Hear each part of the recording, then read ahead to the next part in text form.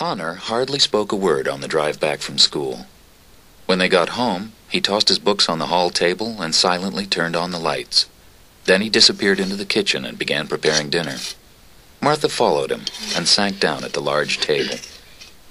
I found something out today. Blake told you about Elizabeth Bedford's murder. Do you like your chili with or without beans? How did you know? Were you spying on us? You were the only two people sitting on the bleachers. Not hard to miss.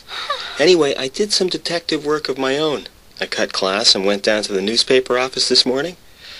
Read some pretty unpleasant stuff about this place. Well, you probably don't know half of it. At least not all the important details. Okay, then tell me. Well, the Bedford house was built by the same people who founded the town over 100 years ago. They forgot all about eating. As Martha told the story, Connor just sat there, his chin in his hands, his eyes lowered. Even when she recalled the scene of the murder, Connor just listened, his face unmoved. Connor? Are you in a trance or what? Connor? They're not sure it was Dennis. Of course it was him. He was crazy and jealous, and he killed Elizabeth in my bedroom. I don't want to live in a house that's supposed to be haunted. Where someone was killed, people will think I'm weird and bad luck. I'll never have any friends. I thought you didn't believe in ghosts. All the coincidences. My room, the phone call, the scarecrow, the fire last night. So now you don't believe I started it. Maybe the house made you start it. Well, did you? No. Maybe you just forgot, left it on and went to bed. Maybe I had my mind on other things. I know what you think. The phone call was just a joke, and the wind blew the scarecrow up in the tree, and my closet door just closed because of the draft, and... Oh, just leave me alone! Martha ran up to her room and threw herself down on the bed. Maybe it was all coincidences, but Connor was holding something back. She could feel it.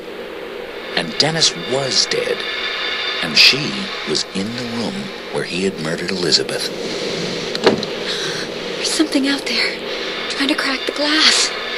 Martha switched off her light. Edging cautiously towards the window, she looked out. For a split second, the clouds struggled apart, and in the pale moonlight, Martha saw a shape on the ground. Oh, that's what it was. Just a branch breaking. Oh, that must be Blake. He said he'd call. With a surge of relief, Martha raced to the hall to get to the phone before Connor answered it. Hello? Hello, Elizabeth. Who is this? Who is this? You're dead, Elizabeth. Trick or treat. Who was it? Martha? Who was it on the phone? I don't know. He called me Elizabeth. He said I was dead. Wasn't I supposed to answer the phone from now on? Look, it's just a crank caller. Everyone in Bedford knows that Elizabeth died here on Halloween. You still think it's funny, don't you? It never entered your mind that something terrible might happen. No! This time, I'll get it. Hello?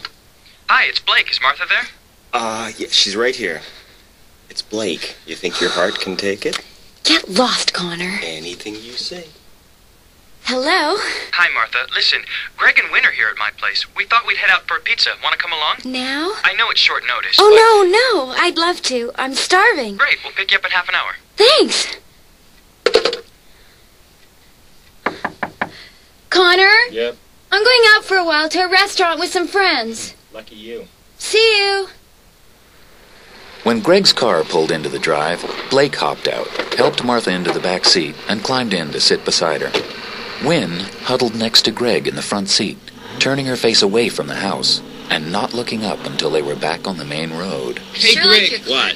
How about giving Martha an exclusive Bedford by night tour? Oh, that'll be fun. But you guys, you know nothing's open in Bedford past 9 o'clock. Yeah, even the sidewalks are closed. But we're on our way to the hottest spot in town. Yes, sir. It doesn't even close till 11 o'clock. Well, let's go. Come on.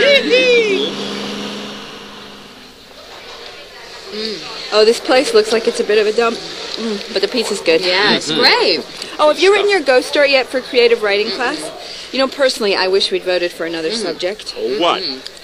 A romance? No. About a mysterious stranger who sneaks into girls' rooms at night and... A stranger with sexy blue eyes and thick, wavy Oh, cut it out, you two. Speaking of blue eyes, What's the story with your brother?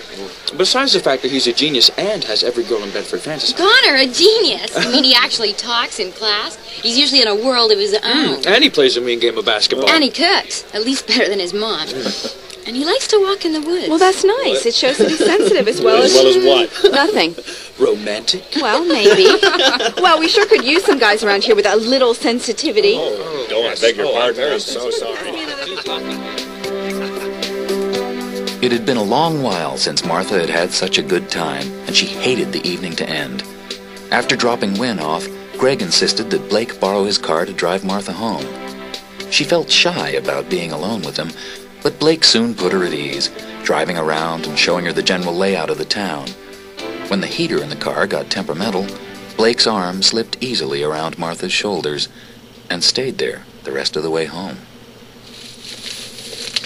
I'm glad you could come. Me too. Lucky Connor. Why? He gets to live with you. Well, Martha, see you tomorrow. Bye, Blake.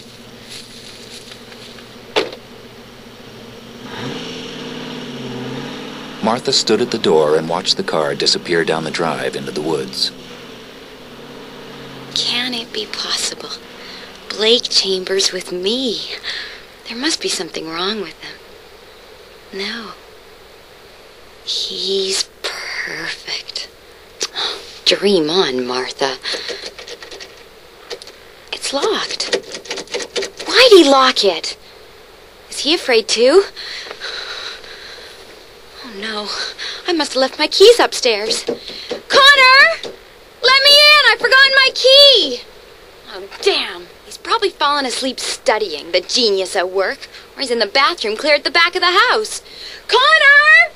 Connor! She edged her way down the side of the house, her eyes darting nervously at every sound, every shadow. The backyard seemed alive with foggy shapes. Martha craned her neck, trying to pick out the bathroom window, the small one, there, right next to the window of her own empty room. Except it isn't empty. There's a light on the ceiling. A pale light, making shadows on the walls. In horror, Martha watched as the light moved, then stopped, then moved again.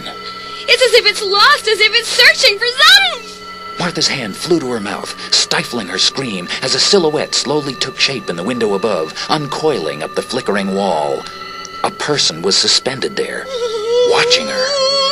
Connor! What's the trouble, Martha? There's someone in my room. Call the police, hurry! What's the matter with you? I can't go by myself. Okay, I'll take a look. Casually, Connor turned and went inside, up the stairs, straight to Martha's bedroom. As Martha huddled in the hall, he turned on her light and checked every corner of the room, including the closet. There's nothing here. There was something. I couldn't get in the front, so I went around the back looking for you. And there was a light in my room, and he was right here looking out, and... Why wouldn't you let me in? Maybe we better talk about this in the morning. You when knew you I didn't regain have your my sanity. key. You stood up here and just watched me, probably laughing at me. Martha, it could have been clouds breaking or me turning on the hall lights or anything. Look, if you want, I'll sleep in here tonight, and you can take my room. No, thank you. Well, okay. Just for tonight. Martha felt strange being in Connor's room, with his books and clothes scattered around, his shirt draped over the back of a chair. It was even stranger getting into his bed. For a long while, she couldn't sleep. When she finally did, she dreamed she was running through the black maze of the house, pursued by a shadow with no face.